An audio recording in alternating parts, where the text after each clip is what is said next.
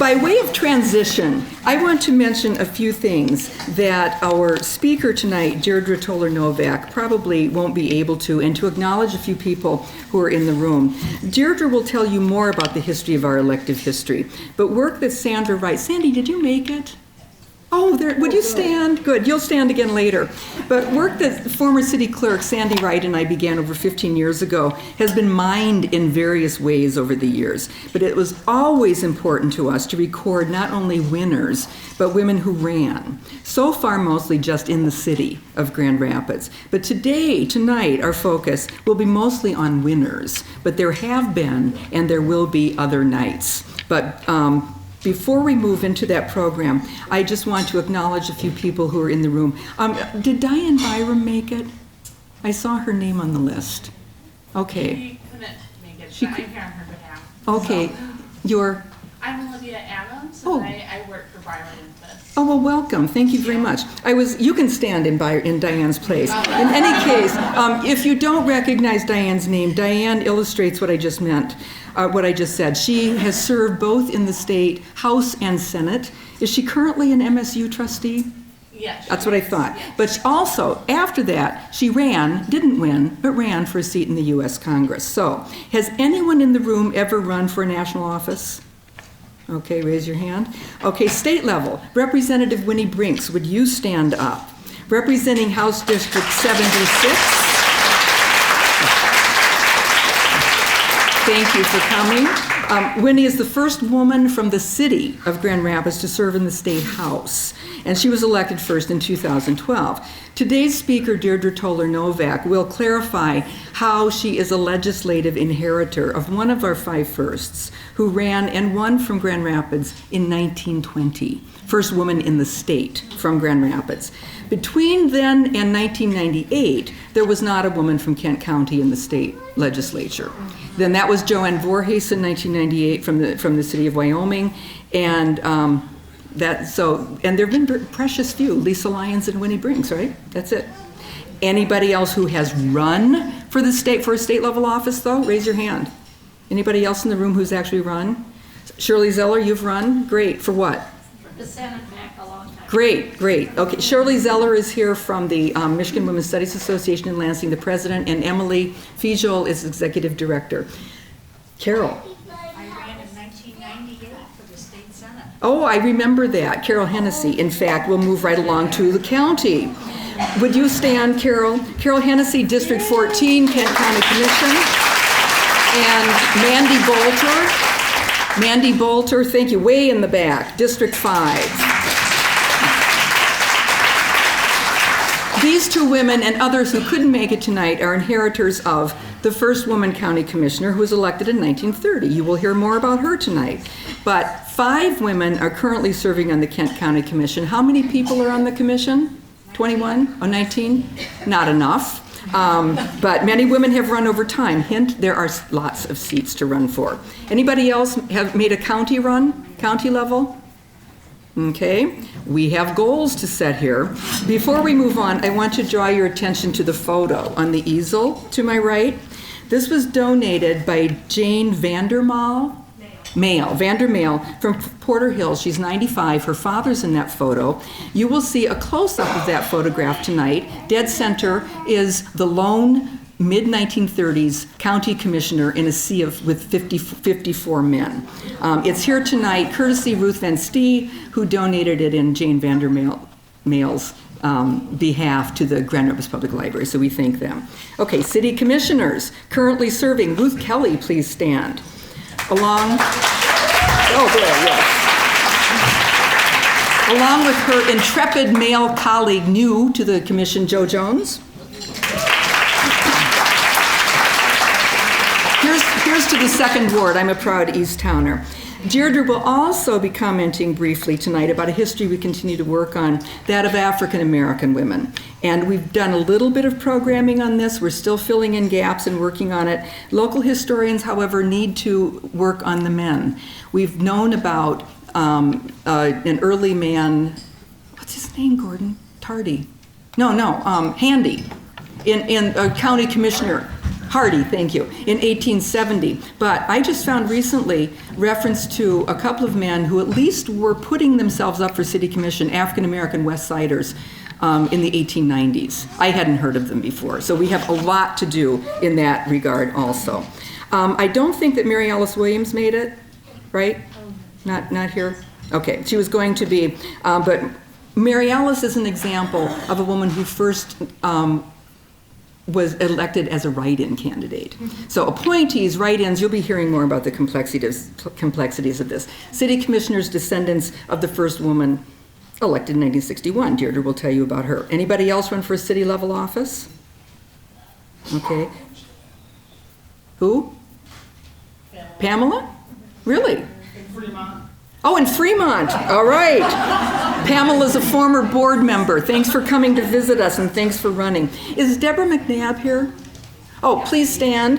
Deborah can represent all of those other positions like comptroller, and Deborah is running in a judicial race now. Those cross all boundaries, so representing those categories. Finally, school board. The longest history for women, which you'll learn more about. Our speaker tonight, Deirdre Toller Novak, finds herself on our list of elective histories in this category, along with Verna Shad. Vernice, where are you? Okay, I know. There she is. You know Vernice. And when the city or the community college separated from the public school system, Terry Handlin, Terry, would you stand? You're among the first in the first class, right? All right. Okay. So Terry's a former community college board member, and I also currently, Kathleen Brynsma is currently running for that. Remember, we don't endorse, we're nonprofit, et cetera, but run, okay? Anyone else? School board? Okay, our fifth first, mayor. Go ahead and stand.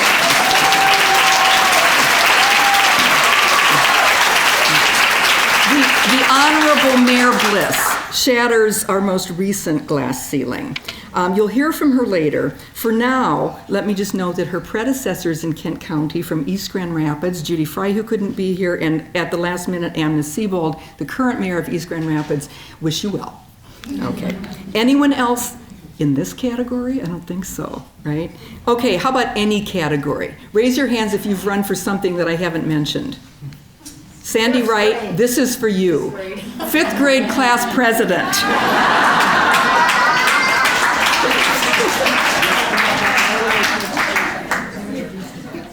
Our presenter, Deirdre Toller Novak, is working with the History Council, proofing a work that began several years ago, namely this list that Joellen mentioned of all the candidates who had run and so forth. But Deirdre herself, of course, belongs in that group. She was elected to the board of the Grand Rapids Public Schools and the community college. She's done everything in town. She headed the Children's Assessment Center. She was working with the Grand Rapids Bar Association. And in retirement, she decided to get a master's degree. And when she finished that, she decided she could come and work for us. And we're delighted to have her. She's our web mistress, and she's our speaker tonight. Thank you, Deirdre.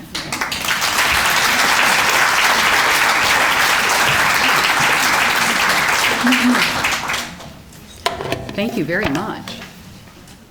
Joellen talked about the number of people who have run, and of course everyone who runs for office can't win, but there are a lot of winners here tonight, and it's exciting to see this many people interested in women's history. So thank you so much for being here. It's just pretty exciting. I think probably the big draw happened to be our mayor. Thank you for being here. We are thrilled that you're here. It may come as no surprise that women in Grand Rapids sought to gain more than a voice from the sidelines in shaping the laws that govern their persons, their homes, their families, and their livelihood far earlier than 1920. It may, however, surprise you to know that Grand Rapids, as far as we can determine, may be the only city in the United States with a carefully researched, compiled, and soon-to-be shared history of women who were nominated, appointed, and elected to office since 1888. It is still sometimes assumed that the second wave of feminists from the 60s and 70s were the first to be politically active and elected to office in Grand Rapids and Kent County. It's an assumption that fails to acknowledge that Grand Rapids women were changing the face of government well before the 20th century. This evening, I want to share with you the real accomplishment and the importance of this unique elective history database. Tonight, we're going to focus only on 5 of the categories that are included: school board, city and county commission, the legislature, and the mayor.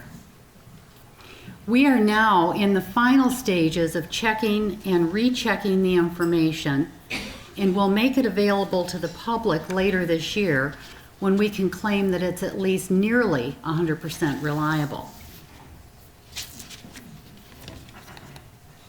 This is the real test.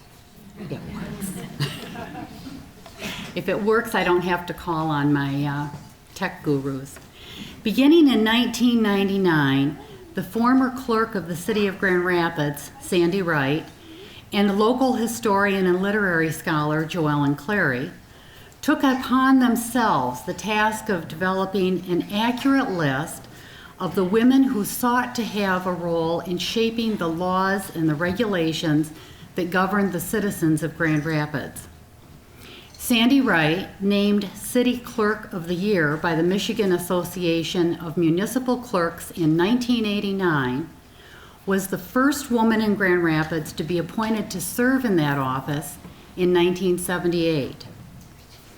Joellen moved to Grand Rapids more than 25 years ago and has devoted much of her time to research and educating the community about the legacies of women. Their data will forge new paths for historians, both local and those connected to academia.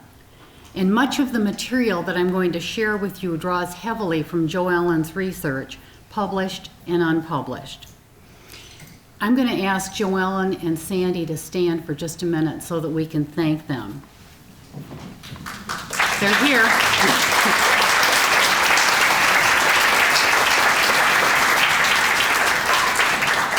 That's also by way of asking them to be available later for questions, because they have answers that I haven't begun to take a look at. You also see on this particular slide a list of the other valuable resources from which I've drawn both my information and my photos.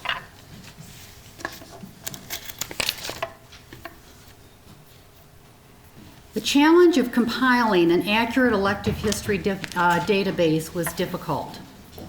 Their search required months of tracking down and combing through old dusty boxes and ledgers. Handwritten and typed records can be very hard to decipher. They were not reliably generated by computer until the early 70s in Grand Rapids and not until the later 80s in Kent County. Although online searching of those databases is still not available. Women who stood for office but did not make it through a primary were left off the official lists. Those who were appointed to fill vacant terms or who ran as independents are often missing from the records. A candidate named Annie Lindemoller turned out to be a man from the Netherlands, where the name is commonly used for men. A Shirley and a Beverly are also men. Some candidates ran using only their initials, and their gender could be identified only through press clippings, obituaries, and other records. And of course, the race or nationality of a candidate is not identified. Newspapers sometimes publish incorrect information, as they made assumptions without double checking their facts, and in some cases you see that information reprinted even today. Tonight, through the stories of 5 Grand Rapids women who were the first to be elected to their respective offices, I'm only going to scratch the surface in attempting to suggest the critical importance of having an accurate record of women's elective history and how it shaped this community. Others will no doubt mine that archive for richer and larger connections. Each of the women that we meet here shattered another of the glass ceilings that impeded the full participation of women in the process of governing our schools, the city, the county, and the state. You will, I hope, see that there is much work yet to be done, particularly as we seek to become an inclusive and diverse community, attempting to address the increasingly complex issues around education, the economy, the environment, and how we choose to live together. We can't really determine the full importance of the elective history that Joellen and Sandy compiled, but all local history has implications regionally and nationally. This slide offers two perspectives for your consideration. The first is for women and men of all ages, politicians, students, and the interested observer of history. The quote comes from the National Women's History Project website. By walking history's pathways, we learn to step forward with confidence. The legacy of how others shaped society sparks our own longings to contribute. Everyone needs role models, footsteps enough like ours to inspire us. For girls, knowing women's achievements expands their sense of what is possible. For all of us, knowledge of women's strength and contributions builds respect and nourishes esteem. For the historian, I suggest two possible responses. Clearly, there will be many more. The Grand Rapids data may inspire cities across the Midwest and nation to question prevailing assumptions and to actually chart the data underwriting their own women's history in their own areas. It allows historians to explore the intersections of women's political history within the larger context of historical events in Michigan, the region, and the nation.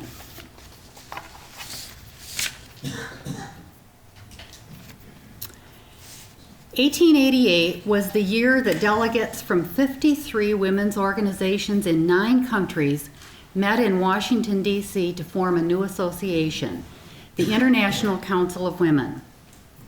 The delegates represented a wide variety of organizations, including suffrage associations, professional groups, literary clubs, temperance unions,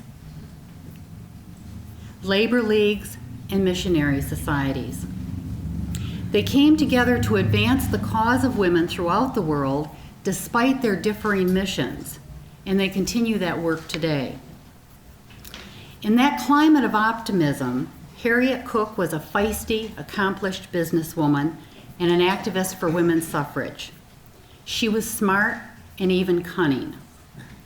Harriet was married to James Monroe Cook, the local deputy sheriff, but she was a woman of independent means with her own dressmaker business that catered to upper middle class women. We know that she invested a large amount of her time and her money in lobbying for suffrage. Women could not stand for election until they were granted the right to vote, and their desire to have their voices heard as elected decision makers was not always well received, something that I don't need to tell you. Tax-paying women in the state of Michigan were granted the right to vote in school board elections in 1867, years before they received the right to vote in general municipal elections. However, the city of Grand Rapids did not affirm the right of women to vote in school board elections until 1885, when women who were parents or guardians of children of school age or who possessed taxable property became eligible to vote and hold office. Harriet Cook ran and was elected to the Grand Rapids Public School Board in 1888. She was the first woman in Michigan to be elected to a public school board. Cook's success was not without its drama, as fraudulent attempts were made to thwart her nomination to the 3rd Ward seat. Her election required steely determination to make the system work for her. Each of the 8 wards in Grand Rapids could then nominate up to 3 candidates to stand for election through a nominating caucus. And the gentlemen of the 3rd Ward convened a caucus, nominated 1 man, and they promptly adjourned. The women who were present declared a breach of faith and announced that they would run and support Harriet Cook as an independent candidate. She was listed as H.A. Cook on the ballot and received enormous support from women, although not all women, and she won but was then defeated in her bid for a 2nd term. Following her election, the Grand Rapids Evening Leader reported the event.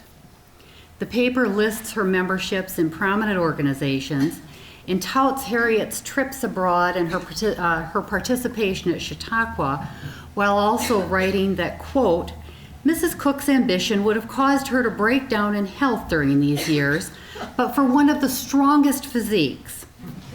Her success in her avocation opened many fields for investment, and in placing monies where they would increase and give good returns, she has shown business tact and sagacity that has been excelled but by few men. Good for Harriet. Once that glass ceiling was shattered by Harriet Cook, women became a regular force on school boards, making national news and prompting this interesting quote from the September 1899 issue of the Boston Women's Journal. If the records of the past are in evidence, then the questions of the success of women on school boards has already been settled in the minds of most citizens so far as this city of Grand Rapids is concerned. And good work may be expected from the 3 women now serving in that capacity. You've got to love it. The article headed by the photos in this slide illustrates the difficulty in compiling an accurate database of information. In a September 1899 article published in that Boston Women's Journal from which the earlier quote was taken, Mrs. P.M. Goodrich is identified as the first to be elected to the school board in Grand Rapids. The information was taken from the Grand Rapids Herald. It was repeated 9 days later in the New York Times in an article featuring the women pictured here. In one more example of misinformation, the Michigan Women's Hall of Fame website today erroneously lists Dr. F. Elizabeth Palmer of Albion as the first woman in Michigan to be elected to a local school board. She was actually elected, according to the Albion Interactive History website, in 1891, some 3 years after Harriet Cook. Nevertheless, the Albion website also makes the claim that Dr. Palmer was the first. The honor of being the first woman to shatter the glass ceiling found at the state level in the Michigan legislature goes to Eva McCall Hamilton, a Grand Rapids resident who was elected to the state senate in 1920, the year that Prohibition was enacted, and of course, the year of the adoption of the 19th Amendment to the Constitution, giving women the right to vote. Woo! Go for it. Eva McCall Hamilton, born in 1871, was active in the suffrage movement at least as early as 1910. A school teacher by profession, you see her in the photo in the center of this slide in an early suffrage demonstration. She's holding the reins of a horse-drawn lily float for suffragists in a Grand Rapids 1910 homecoming parade. That's 10 years before women achieved their goal. The float was followed by a display of dozens of cars of members of the Grand Rapids Equal Suffrage Club who rode past thousands of spectators. In a 2011 Grand Rapids Press article, Joellen is quoted as saying, "She was kind of a firebrand locally." That's an accurate description of a woman about whom Governor Chase Osborne wrote, "I think that no one has done better work for the cause than you."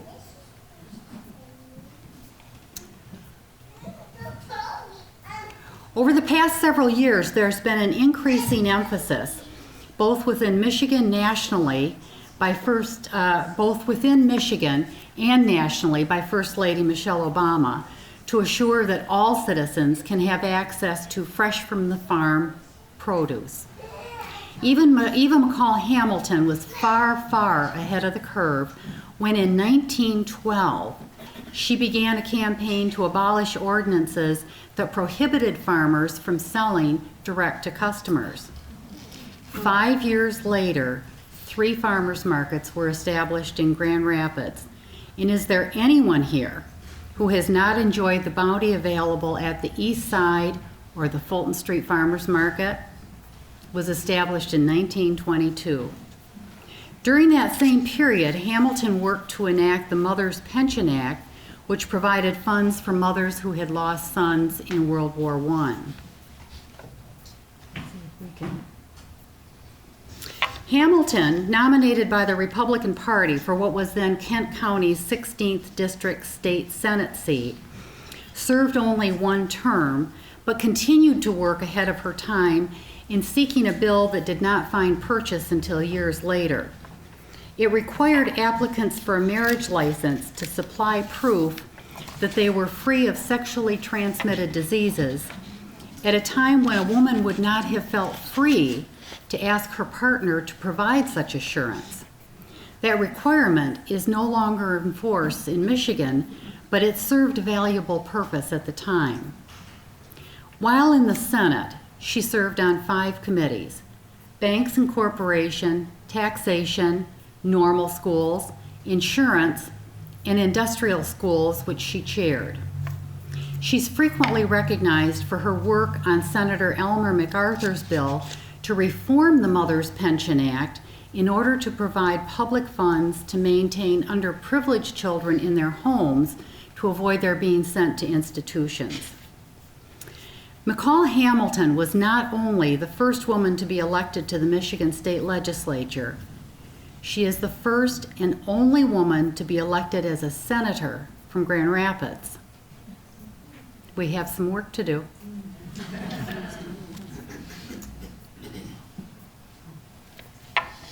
Grace Van Hoosen, born in 1870, was active in the suffrage movement, the war effort, and local politics for all of her adult life. As a single woman, she worked as a bookkeeper to support herself. Her service to the local community included the YWCA. As the last president of the Grand Rapids Suffrage Association, Grace was a founding organizer and an active member of the League of Women Voters from its 1921 beginning.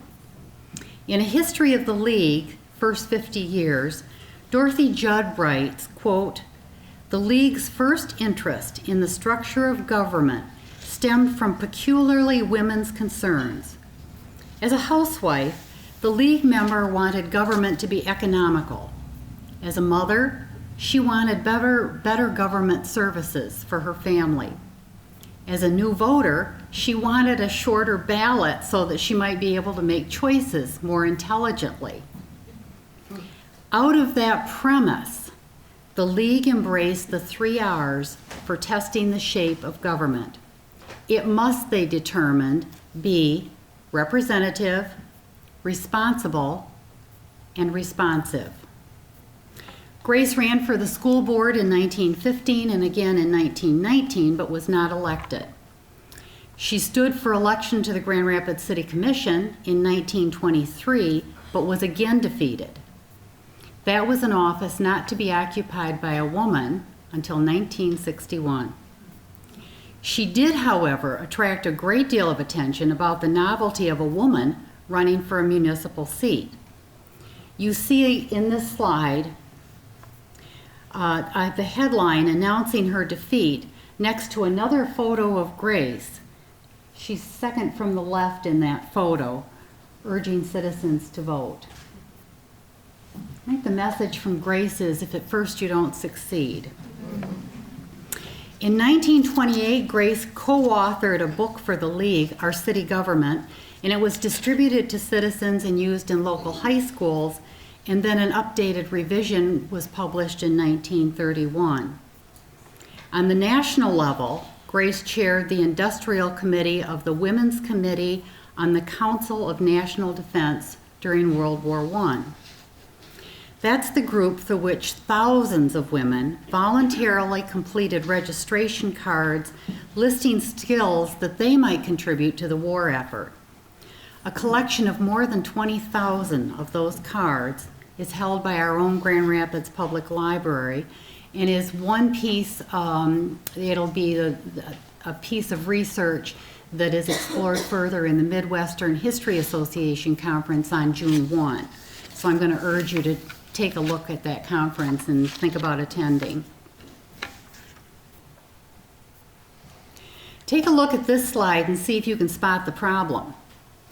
The article touts Grace Van Hoosen as the first Grand Rapids businesswoman to enter politics.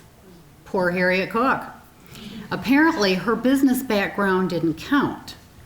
In addition, Frances Turner, who served on the school board in the 1890s, quote, assumed the business management of her husband's large real estate interests following his death. That's according to the Boston Women's Journal.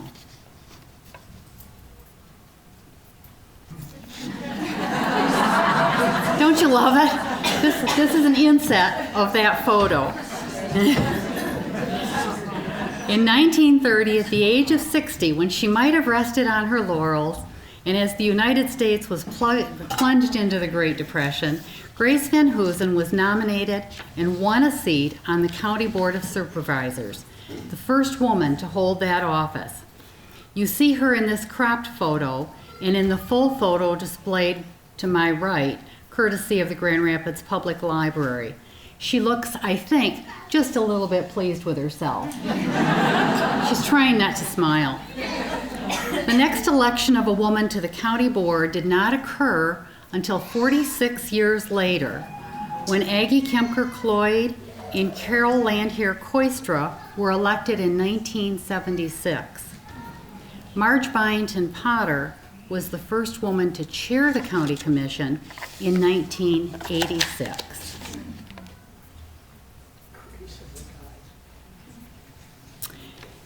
Evangeline Lamberts finally shattered the glass ceiling into the city commission in 1961. That was just 2 years before Betty Friedan's feminine mystique set fire to second wave feminism. By virtue of her seat on the commission, Lamberts also served on the County Board of Supervisors.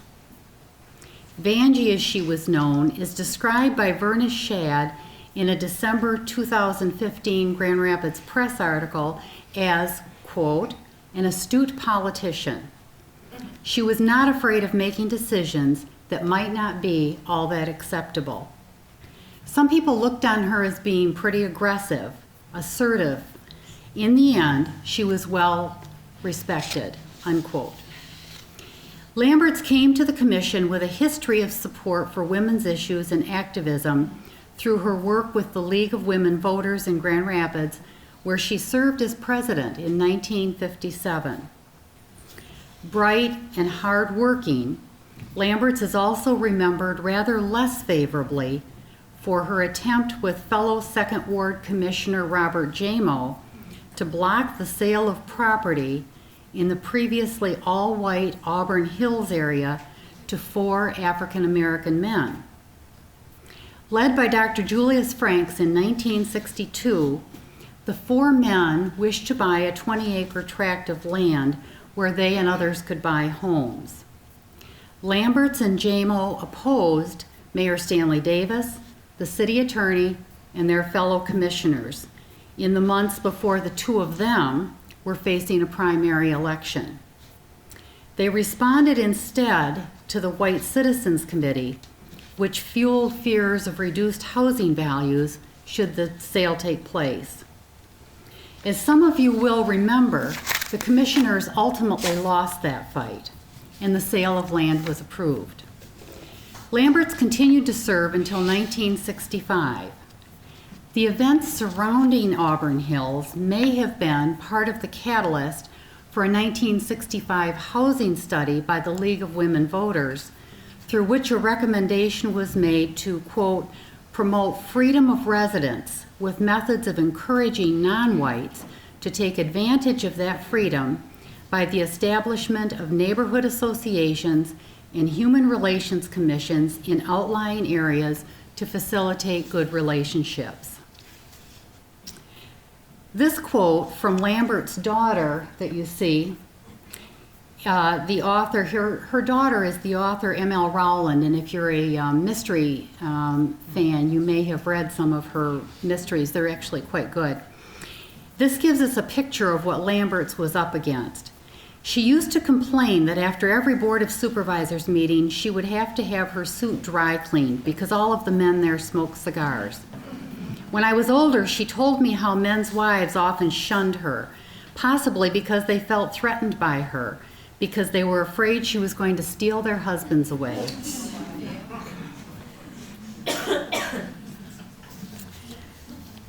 Through the early 70s, women running for and elected to office in Grand Rapids were mostly white, middle class, often had some formal education, and they were women either of independent means or they were supported by a spouse. But as early as 1951, we see women of color running for office after decades of activism to achieve civil rights in neighborhoods, employment, schools, and the social fabric of Grand Rapids. Members of the Grand Rapids Study Club, pictured here, served as catalysts for civil rights activism. The first woman of color to be elected was Dr. Linda Johnson in 1977 when she was elected to the Board of Education. There's a great deal to say about the African American women's experience and that of all women of color in the elective history of Grand Rapids. It's an area that we'll continue to examine again in our presentation on June 1 at the Midwestern History Association Conference at Grand Valley. You see here a list of some of the first women of color to be elected to each of these offices. Linda, I was unable to get a good photo of Linda, but you have Linda Johnson, Ellen James, Candace Shivas, and Sunita Lanier. Thank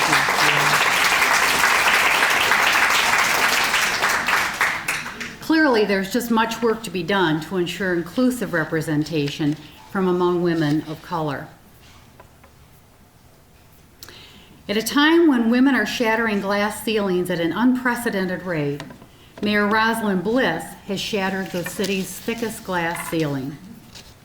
We know that it's less important to Rosalind that she's the first woman to be elected mayor in Grand Rapids than that people see her as a mayor who can lead the city to create opportunities for a broad range of citizens, one that's diverse and inclusive. Rosalind wants to lead a city that, as Grace Van Hoosen prescribed through the League of Women Voters, is streamlined, economically sound, and that will continue to place Grand Rapids at the top of the lists of best places to live. Some 166 years after Henry Williams became the first mayor of Grand Rapids, Mayor Bliss's election seems to have been part of an organic process. Prior to her bid and win, several women entered the race for mayor, but most received only a nod from voters. The first was Mary Jane Morris, a local attorney in 1973. In 1975, Second Ward Commissioner Sharon Wurst came the closest to a viable candidacy after serving 10 years on the City Commission. As you know, Rosalind served the City of Grand Rapids as a commissioner for the Second Ward since 2005. She's been active across the community as she served to address domestic violence, children's issues, improved government, economic development, and local services. Mayor Bliss is here and has agreed to share a few words with us. Rosalind, thank you.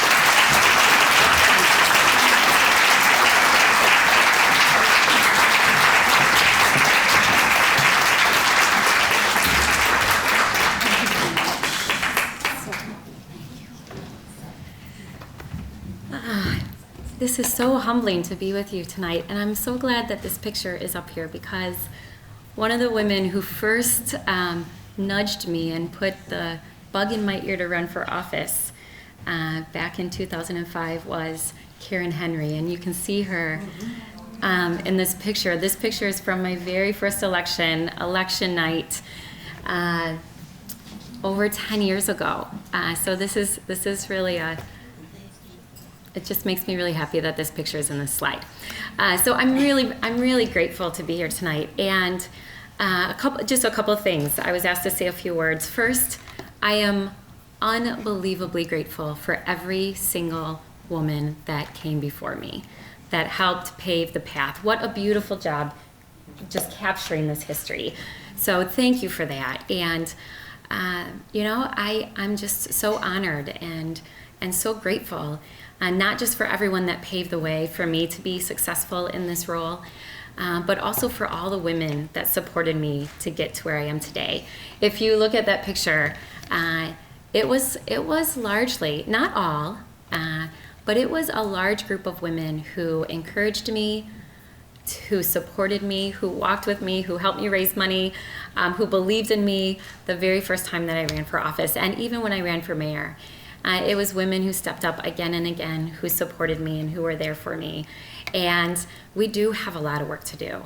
I can't state that. I think it's an understatement. We have a ton of work to do to get more women appointed into positions and more women elected to office.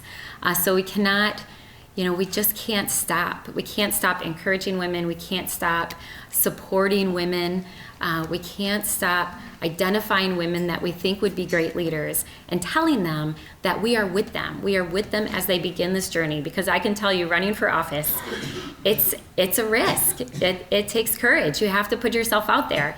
You have to be willing to stand up in front of a lot of people and make the case why you're the best candidate, why people should believe in you, why people should support you, why they should go into the ballot box and circle the little dot by your name. And it takes a lot of work, and I did not do it by myself. I did it with this whole, I sometimes think of it as this, even when I was alone knocking on doors, I never felt alone, because I had all of this energy and support and love and encouragement from the women who were right there with me every step of the way. And even though Karen's no longer with me, I know that on election night when I won as mayor, her spirit was with me. And it's that kind of spirit that I really hope to continue. It's that kind of support that I want to give to other women to step up. And I'm really honored to be here tonight with so many elected women from the county. My colleague, Commissioner Kelly, she has been such a supporter of mine since day one. I can't tell her enough how much I love serving with her as Second Ward City Commissioner. She was one of the very first people who said to me, "You should run for mayor." And honestly, it's interesting, this month being Women's History Month, I've been able to talk to a lot of women, a lot of girls about running for office. And I can tell you, many women do not self-identify as leaders. We just don't. It's somebody else telling them, "I think you'd be great. I think you should run for office." So we all need to think about that, and we all need to identify women that we think would be great leaders and really encourage them to step up. So we have a lot of work to do, but I'm really proud to continue the hard work and the work that I know needs to be done to support women. So thank you for having me here tonight. Thank you to everyone who worked so hard into making this possible. So thank you.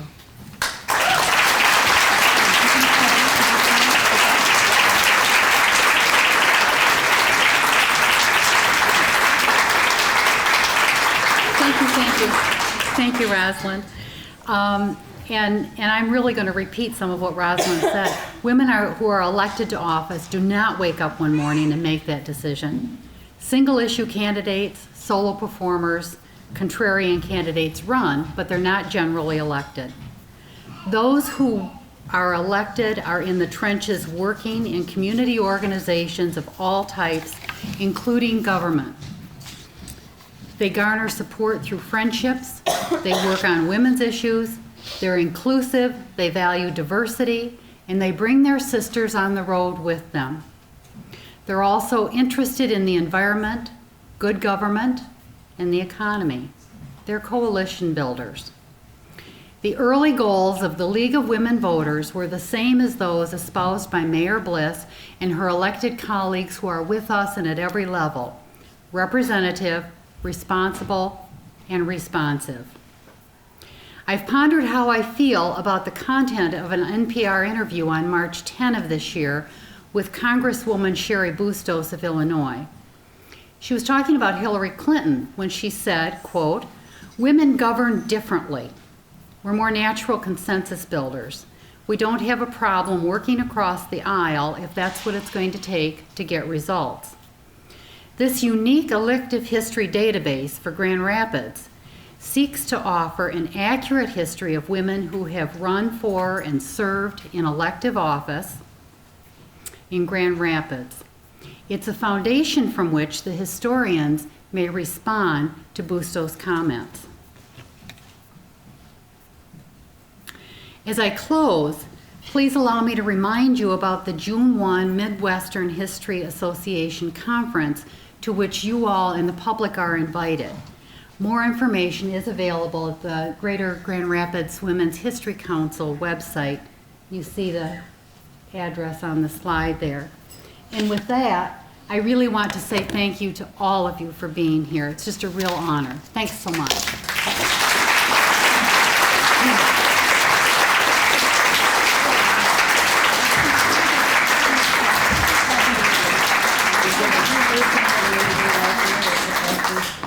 I have served with an organization called Billy Bear Hug Foundation recently, and which builds in that kind of leadership for women. But I know that that's happening throughout the school systems as well, and Rosalind may have some very specific instances, but I think we're really trying to work at that. I recently graduated again from Grand Valley and saw it at all levels throughout Grand Valley, so I think it, you know, but as Rosalind said, you have to tap women and say, I think you should, because they don't see that, they don't self-identify. Yeah. Well, and I think, and sorry for my voice, by the way, I have a cold. I think we are. I mean, I think we're seeing more programs. I think we're seeing more work being done. I was just talking to some women from the Michigan Women's Foundation. I know they're doing work around leadership program for girls. But the reality is that, you know, having role models in those positions, it matters. It matters when you know, we can have girls go through programs and we can teach them and we can encourage them. But really having women be mentors and role models to young girls and women to step up, I think is really critical. So I think every aspect of it matters, including not just the encouraging, but really being a mentor to women and girls and encouraging them to step up. And then talking to them about their fears, like what is frightening. You know, let's talk about what makes you nervous about this, and how do we build confidence in girls. And sometimes even it's mentoring women who are already in positions of leadership. Maybe they're appointed and they're on a board and they're the only woman, and maybe they're struggling with how to speak up or what to say or what to do, or they don't feel confident. So I think even once women are in a position, you can't stop supporting them then, because it's still a struggle, especially if they're the only female voice around the table. It can be intimidating sometimes. And sometimes women, once they're in those positions, that network of support, they just don't have it like they did as they got into the position. And that's a little bit from my own experience. I think back when I ran for office and I was first elected on the city commission, I was the only female for several years. And I was the youngest. It was kind of like a double whammy. And it took me a long time to really find my feet. And I studied all the time. I felt like I was over-prepared. I had to be over-prepared.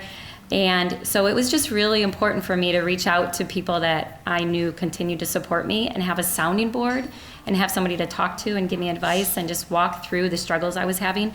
That is just as important for women to be successful. And I've always said that being the first at anything, I feel this responsibility. I feel like being the first female mayor, I have to work extra hard to make sure that there's another woman that comes behind me, and that there's a second, and that there's a third, and that there's a fourth. And so again, I take this leadership role, and I know the elected women who are here with me tonight, you take that role very seriously because you want other women to come behind you. And so you want to pave the way and show that women really can be effective leaders. So we have, on every front, we have to be thinking about that. Mayor Bliss. Yes, Ruth Ann. Good to see you. Tell everybody about the award you presented last night. Oh, so last night we had a city commission meeting, and our sister cities were there, and they gave an award to a young woman named Halima for a speech that she wrote, for an essay she wrote, and she wrote the essay about her mom, and it was absolutely beautiful. So we have some incredible individuals who work with our sister cities and really elevate some of our young women in our community. So thank you for that. Ross and Emily Woodrick. Hi. I read or heard that you recommended that everyone might read or should read A City Within a City, I did. which I've almost finished. And, you know, I look at myself and I'm appalled at myself that I was a young mother during this period. And I'm almost ashamed. I lived out in Cascade and, you know, God's country, whatever. Yeah. But I'm wondering, are we making any progress? I'm sure it's on your, I Yeah. hope it's on your agenda. It's top on my agenda. So the question was about, so at my State of the City, I highlighted a number of areas where I want to focus my time and energy.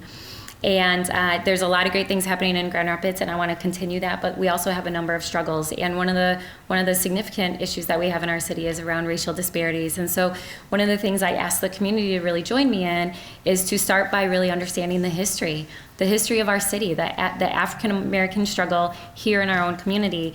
And so, there's a book called A City Within a City, and I've asked the community to come alongside me and read that book.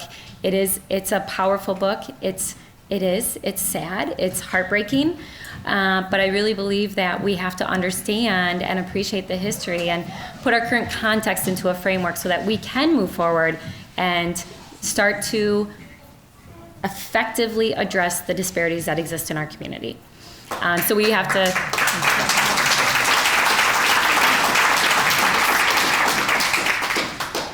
So that's my hope. If you haven't read it, let me know. We'll find you a book. I have, I think, 3 more. I gave out, I think, almost 350 copies. I think I have 3 left in my office, but the library also has them, and the library has them on ebook. So, and the author was here last week, and I'm hoping he'll come back in July. His name's Todd Robinson, and he's amazing. So, Should we wrap it up? yeah. One more question. Oh, Noreen. Do you have any, not standard, but advice for young women on how to deal with male condescension and capsaicin? Oh, man. It's a good one, Noreen.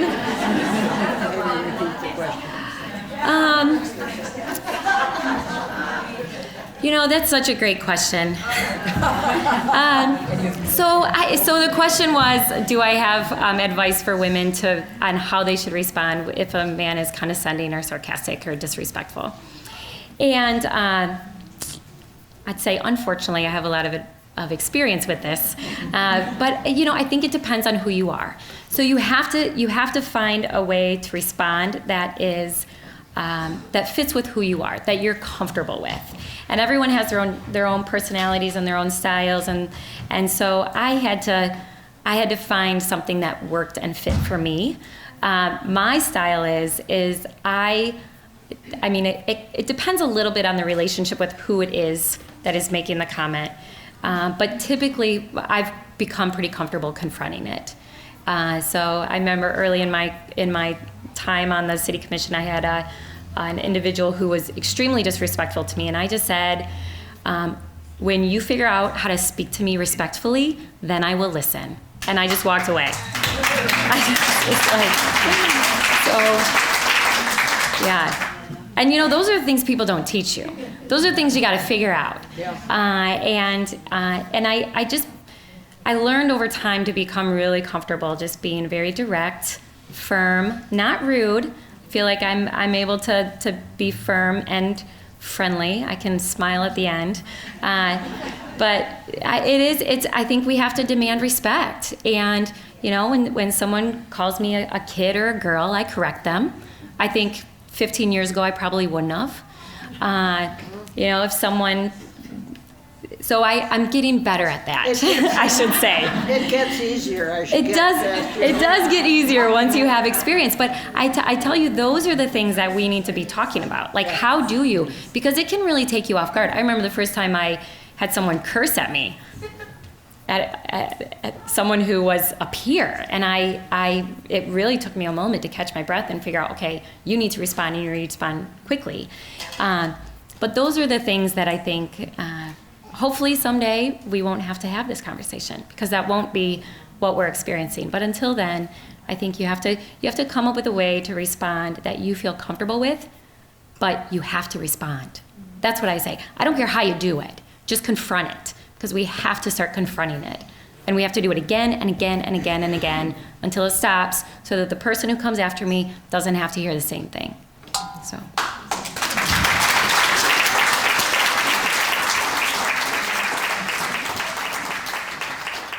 Please thank our speakers tonight. Thank you for coming.